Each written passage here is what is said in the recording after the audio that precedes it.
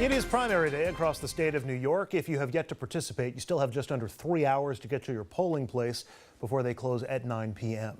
There are several races across our region and the state worth keeping an eye on. Most of the attention is going to go to the Democratic mayoral primary in New York City, but there are also Democratic primaries for mayor in Albany, Buffalo, Rochester, and Syracuse. Within the FiOS regions, there's the Democratic primary for Nassau County Executive, also a controller race there, as well as a GOP primary in the Suffolk County Sheriff's race. Both of those coming in the wake of scandals. But the race that I personally will be watching most closely is the Democratic primary for Westchester County Executive. That race features County Legislator Ken Jenkins taking on State Senator George Latimer. I asked them during their debate that I moderated here on FiOS 1 Lower Hudson Valley on Friday if the biggest issue in this race was going to be who's best positioned to defeat the incumbent county executive, Republican Rob Astorino. Astorino was the 2014 Republican nominee for governor and is likely considering another run next year. Astorino won his elections for county executive in 2009 and 2013 by 12 points both times, especially impressive when you consider that Westchester's registration leans 2-1 Democratic. And with that, we turn to the wise men of our panel tonight, or semi-wise men. Richard Brodsky is with us, lowering the curve, former Democratic New York State Assemblyman from Westchester. Guilty as charged. Now a senior fellow at Demos and a professor at NYU. And on the other side of the table, Scott Vanderhoff, who we're counting on for the intellectual oomph in this debate. Five-time Republican Rockland County Executive, co-chairman of the Palisades Institute of Dominican College. First of all, I know you're following the Westchester race closely. What are you anticipating tonight? Well, there's very little hard information. Right. There's very little polling. The conventional wisdom is George Latimer came in with an advantage in name recognition, having been a state senator. And the party's backing. He's the endorsed candidate. I hadn't gotten there yet. Sorry? And the party's backing. He's the endorsed candidate. Okay. And some extra money. Ken Jenkins is not to be tossed aside as a protest candidate. He's got a record and ability, and nobody knows. If my take on this was true, that the primary issue for Democratic voters in Westchester is who's best positioned to beat Astorino, who do you think that is? Well, that's a very interesting question, because unlike most every other year, the great brooding omnipresence in the sky in this race, in the county executive race, is Donald Trump. Astorino has been a Trumpite, is likely to be tagged with that. No one knows whether closeness to Trump will be helpful in the sense of turning out the base or hurtful in terms of activating the Democratic base.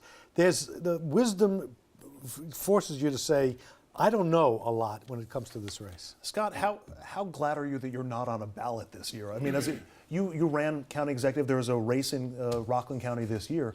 Would you be worried about a Trump effect? See, I don't think so. I mean, no one really knows for sure. I don't think so. Rob has kept the taxes. People are mostly concerned about those economic issues. Even the debates, I didn't really watch them, but I saw some of them, the summaries of them. They seem lackluster on the Democratic side. I mean, well, there were none on the Republican side. Yeah, I understand, but I'm saying on the Democratic side, I don't see enthusiasm there, and I don't think Trump is going to affect, despite Rob's positions on immigration or other things, I don't think it's going to have a big impact. I think ultimately the evidence elsewhere. Even in races where Republicans won, in the congressional races and state rep races, the Democratic base has been energized by Trump. And people normally, even in Westchester, the Republican turnout in the odd year elections, as you know, is heavier than the Democratic turnout. I suspect the polling seems to show, and people sort of believe, the wise guys seem to believe, that there will be a Trump effect. If there is a Trump effect, then Rob's one tone message, one word message, taxes, may not be enough. It's certainly not going to be a 12-point margin, but I get a sense, Democrats are well positioned. I get a sense that there's just not a lot of enthusiasm. Not in New York City for that primary. It's just I don't see the Democratic Party rising to the occasion like you don't know any Democrats. Well, we did see see a lot of Astorino's town halls jammed with Democrats from indivisible groups and other groups, and we've seen this most of the year, where they're packing the town halls to give it to Astorino a little bit. You have to wonder if that translates to turnout. Not dissimilar from what we saw in 2009 when the Tea Party wave was just starting. Go back to your question about the primary and who's positioned to win. A lot of the answer to that is who can get the base motivated to vote, and then in the last 3 weeks, fight the fight for the independent and undecided. We're gonna jump to the other big race in our region this primary day, and that's the Democratic race for mayor in New York City. Few experts really think that former councilman and perennial candidate Sal Albanese can actually beat incumbent Mayor Bill de Blasio, but there are some questions to be asked, like at what point could Albanese his showing hurt or embarrass de Blasio? I ask this keeping in mind that 3 years ago, Zephyr Teachout won 34% of the vote in her gubernatorial primary against Andrew Cuomo, and that was seen as something of a black eye for the governor. So first question is, would that be the same standard for de Blasio today? Well, it's hard to know. He doesn't engender any enthusiasm either, I don't think. But, going back to Richard's point, it really who shows up to vote on these things? Is it going to be less than 20%, for example, or 10%? When I voted in my precinct on the way to the show tonight, we normally has 130 to 150 votes cast. At 5:45, there were 16 votes cast. That's news. There's going to be crickets. Hard news on RFL today. There are definitely crickets running around. Do you see? Is there a number in mind? Is there a number that if Albanese rises to that level in the city, that's bad news for de Blasio? I'm going to stay consistent. I don't know. You don't know. Okay. That's engaging. The other question, we keep coming back to this, and if Rich was in this chair tonight, he'd be asking the same question tonight.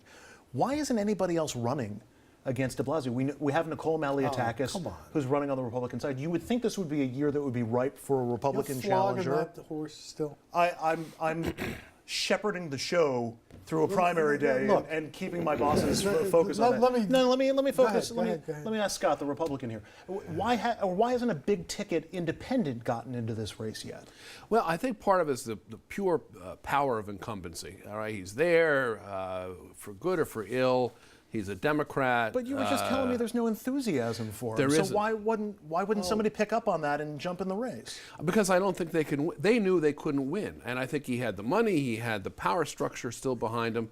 The question becomes, can a Republican really win in New York City after you get through the primary and de Blasio becomes your nominee?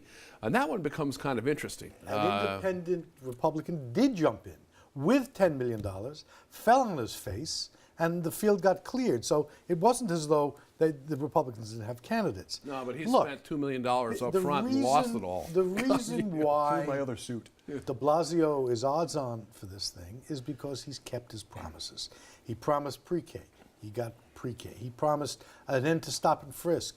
He got an end to stop and frisk. The crime rate remains down.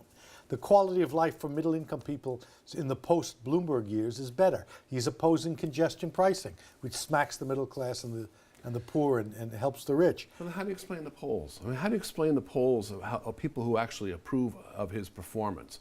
He does well in the Hispanic black America communities. has good approval numbers these days. I do. Well, what was your name again? That's right. Well, I walked into that, and out of politeness and affection, I'm going to let it pass. Like I said, a high-minded intellectual conversation. Right to the top. Nobody has good approval numbers. The fact is, his re-elect numbers are good. Whatever polling exists in the city shows him ahead. He's going to win comfortably, and he's going to win comfortably against Malliotakis. Did I pronounce that right? Yeah, very, very quickly. We know about the relationship between Cuomo and de Blasio and how Cuomo's actually happier with a Republican state senator might be. You think he actually wants Bill de Blasio in office in New York City? Well, I think he wants a weak mayor. I don't think he cares if it's a Republican or a Democrat. And I think he didn't get a weak mayor, and he tried to beat him into submission. And finally, in this segment, we get to the latest chapter in the odd tale of a man named Hiram Montserrat. Montserrat is seeking a city council seat and is in a primary today in Queens, and he's got a lengthy history. He was one of the Democrats, along with Pedro Espada, involved in the 2009 coup in the state Senate that gave power to Republicans, and he was then expelled from his Senate seat in 2010 after he was found guilty of a third-degree misdemeanor for slashing his girlfriend during an argument in their apartment, once again raising the question of how forgiving voters can and should be. Scott, how forgiving can and should voters be? To me, it's unbelievable that he has this much support, and apparently the community is very much supportive of him. From what I hear, I don't know, but I don't know. Did you know him? Well, I think Richard's better. He must be a dynamic guy because he's winning. According to what we're hearing, he may succeed in this despite his past. Go back to the question Andrew put, which is how forgiving should people be? Well, I have been on this show the voice of saying, no death penalty. If people make a terrible mistake, but repent of their ways, ask for forgiveness, I'm for forgiving them. I've said that before in times when people were saying, how dare they show up again.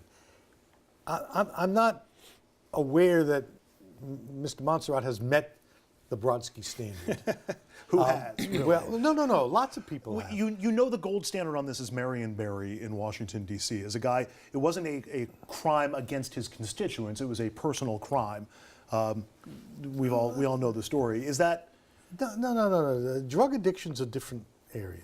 This guy was accused of and convicted of violence against a woman and nasty stuff. But it's not a violation of the public trust, I guess. It's is a what I'm speaking of. I think it is, but that isn't the end of the discussion.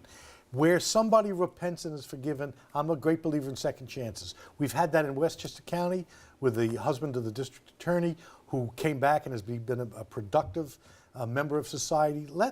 Let's try to find a way where forgiveness is sought to be forgiven. Give it the last word, Scott. Well, just remember, this wasn't just the violence against a woman, it was also the fraud he committed, taking money and putting it through a not-for-profit to pay people, which he was convicted for. So, I mean, he's already shown he can't have the public trust. Why give it to him? All right. And on that note, we shift gears. Up next, Hillary Clinton's new book, What Happened, hit shelves today, and that's on the heels of a TV interview where she pointed a lot of fingers about her defeat. We're going to look at how her book is being received and some interesting nuggets from that book as well.